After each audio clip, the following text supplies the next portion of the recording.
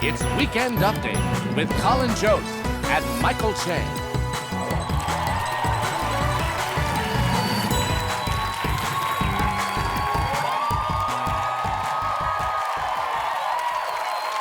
Thank you.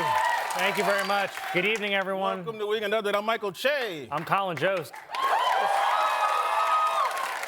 Well, this week, the government finally represented the people when it just completely shut down.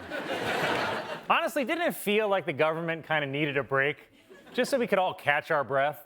Can you believe we're only 9 months into this presidency? That means we still have 3 months and 7 years remaining.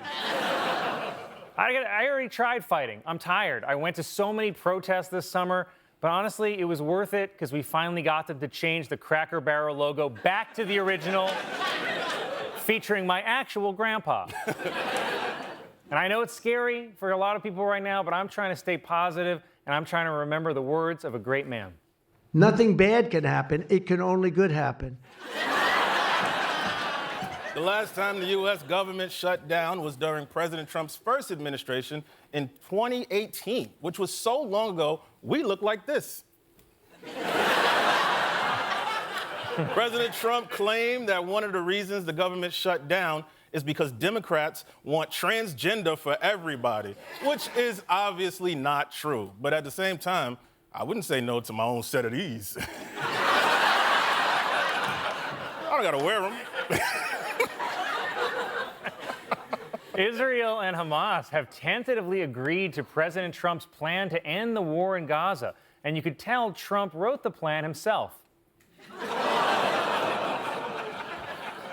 A Trump advisor said ICE agents will attend the Super Bowl after Bad Bunny was announced as the halftime performer. You know, to catch all those farm workers who can afford Super Bowl tickets. The FDA quietly approved the generic abortion pill just before the shutdown. And I don't have a joke, but whenever I mention a product on the air, they send me a box for free, so.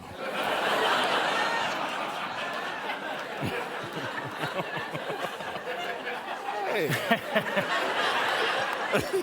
President Trump also spoke to a group of military leaders this week, and at one point, he went on a long rant about how good Barack Obama was at walking downstairs. Here's what he said. I'm not going to read it because it's a crazy thing to hear from a president, but it's actually kind of fun from anyone else. Let me show you what I mean in our new segment. President Trump would make a lot more sense if he sounded like Jennifer Coolidge.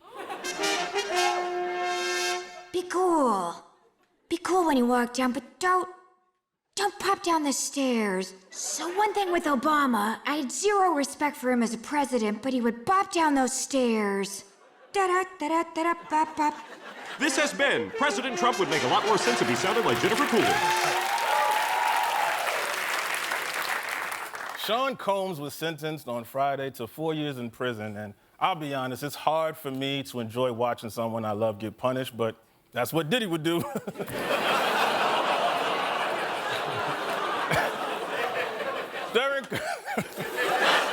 During Sean Combs' sentencing, he pleaded for mercy, saying that the things he did were disgusting, shameful, and sick. In fact, just thinking about it makes him harder than grandma's candy. He showed the candy. It's hard candy. Yeah, it's hard candy. It was reported that Elon Musk has become the first person to be worth more than $500 billion. Wow, shout out to Tylenol.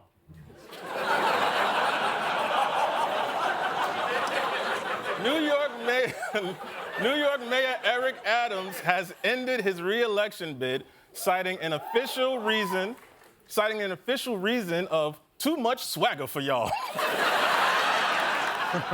Kamala Harris has released a new book that explains how she lost the 2024 election. It's called I'm a Black Lady.